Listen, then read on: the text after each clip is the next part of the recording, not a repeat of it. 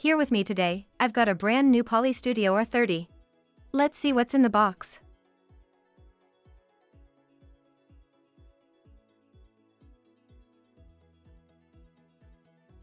First thing I see is a couple instructions. 1-2. Download Poly Lens app, where I'll go to locally adjust the camera settings or update the firmware in a quick start guide to get the camera all set up.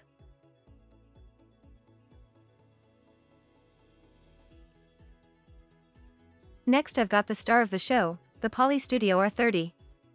It does have an included privacy cap if you need to make sure that you're off camera.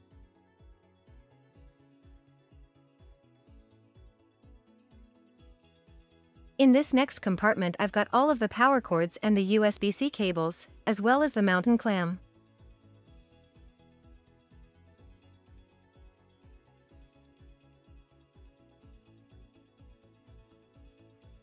So setting the Poly Studio R30 up right out of the box is super easy. First, I'm going to go ahead and get the power supply connected to the AC adapter.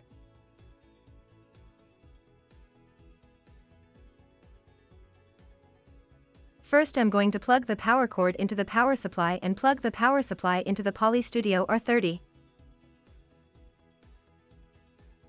Next I will attach the USB cable that will eventually connect into your personal laptop or compute system.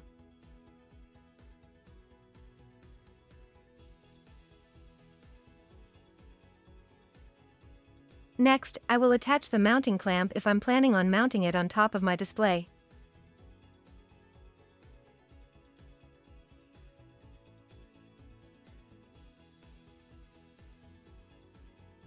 Now we're going to mount the Poly Studio R30 onto the monitor.